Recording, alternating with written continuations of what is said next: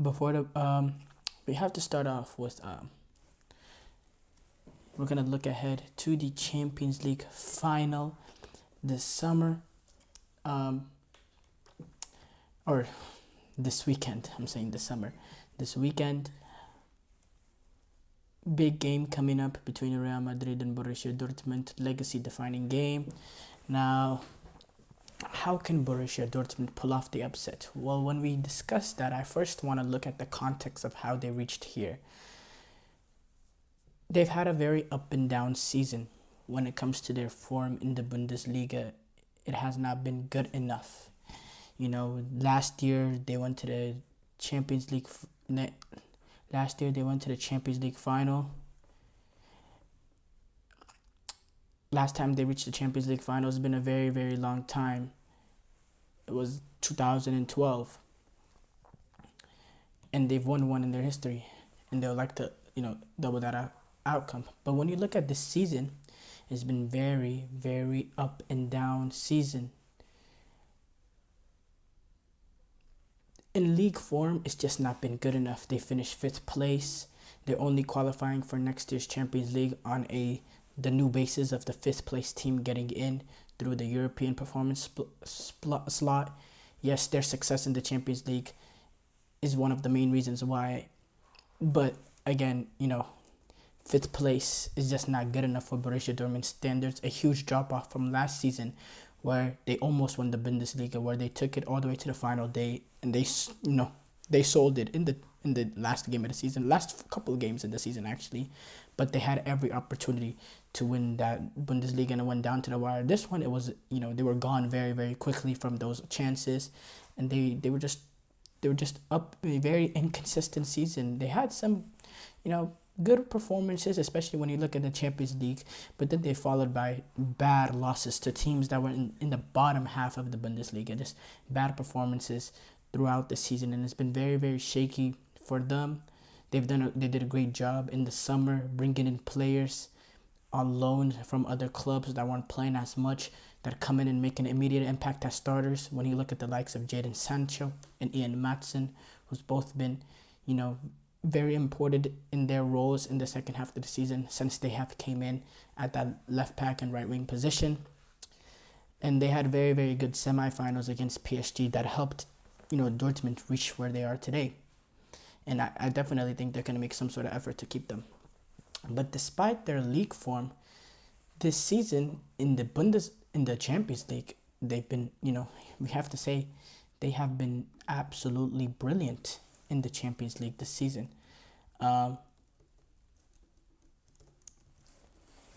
They were in the group of death. They got drawn in the group of death, going up against the likes of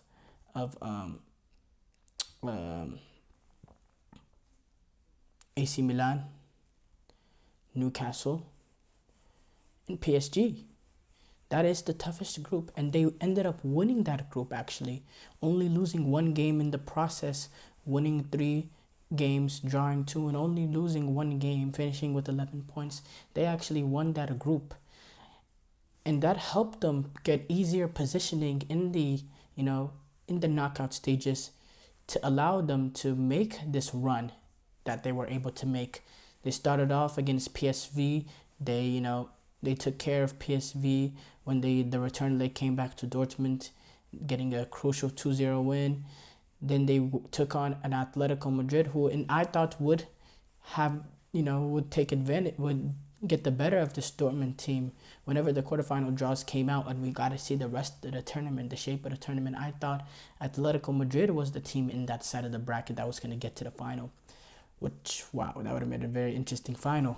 In my opinion, it would have made a very interesting final, but it ended up being at Dortmund, who Atletico Madrid, they had their chance in that first half, the first leg, to put the game away, but Borussia Dortmund, they stayed in it, they stayed resilient. They ended up getting that goal in the second half by, I believe it was Sebastian Aller, to half the deficit, and it became a massive, massive goal. And then they came into the return leg at home, and it was a very interesting game. It was a game of runs, essentially. They went on, they were the protagonists in the first half. Then they get 2 crucial goals to make it to get them the lead within 5 minutes apart from each other. Then to start off the second half, Atletico Madrid, they get back into the game through an own goal by Hummels, and then Correa scores on transition, and it seems like, oh boy, Borussia Dortmund, now they're down 1. Atletico Madrid, this is the perfect position they want to be in. But then Borussia Dortmund went on another run to save themselves. And there's 2 goals in the span of 3 minutes from Füllkrug and Sabitzer. And it was very, very impressive to beat the way that they were able to be clinical in the short amount of times in that second leg against the Atletico Madrid team that's known for their very solid defending and not giving up much space. And they move on from that, and then they take on a PSG team, which, really comes down to them just being more clinical than PSG, taking advantage of their opportunities, with Füllkrug taking advantage in the first leg. It was a game of a lot of missed opportunities, but Borussia Dortmund were just more clinical than them, and Borussia Dortmund defended for their lives. They were under pressure. They were under heavy pressure. Matt Hummels, Schlotterbeck, Soule even coming on late. They defended for their lives and defended like their lives was on it. And obviously you have to get lucky in those situations. Do PSG, they didn't come with their finishing boots. They hit the post many times throughout the 2 legs. They were inches away many times, and it was just like, it just seemed like it was not PSG's day, and that's kind of been the story of PSG in the Champions League. So they were able, whenever you're making these runs, especially as an underdog team, yes, your skill and all that is very important, but also you need to get lucky. And they got lucky to get here too. Luck was a part of it, but they made their own luck too with their ability to defend. Their ability to defend has, been able to make their own luck, and that's why they're here. And now we go to the final. For Borussia Dortmund to win the final, that defense, that level of desperation that they had against against PSG, they need to defend with that sort of desperation, putting their last man in. And look, this is a Champions League final, and they're gonna die on that pitch for the badge. But they're gonna have to do more. They're going to literally have to get near that mark if they want to get past, because they're going to have to defend. The players are going to have to get ready to defend against pace and transition with Rodrigo and Vinicius.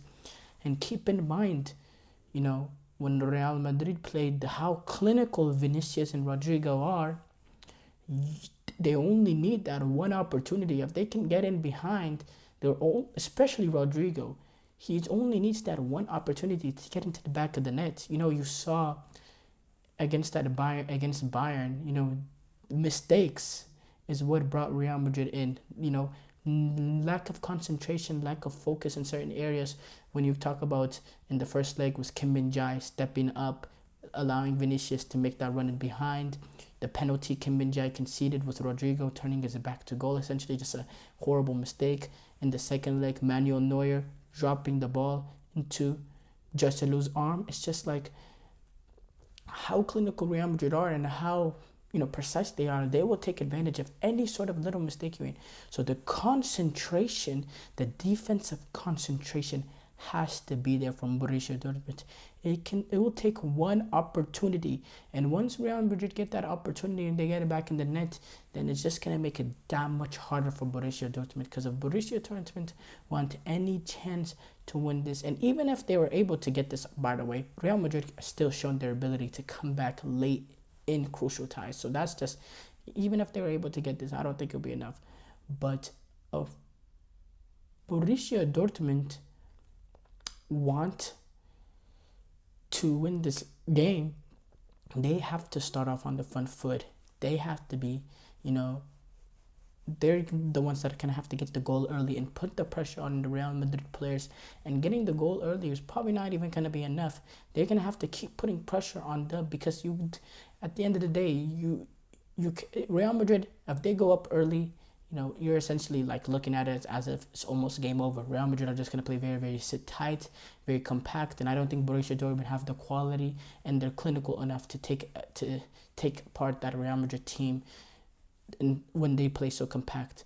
So Borussia Dortmund, not only they're going to have to come up early and they're going to have to get a goal early to put more pressure on Real Madrid, but they're going to have to essentially get even more goals and kind of put Real Madrid out of reach near the late of the game, so Real Madrid can go on those miraculous late game comebacks that they've shown their ability to do in the last few years in the Champions League.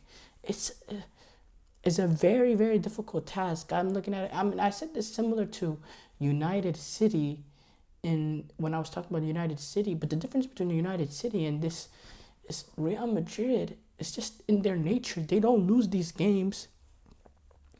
They always figure out a way to come back in it. So I don't know. I think it's a very difficult task for Borussia Dortmund to come up with this upset.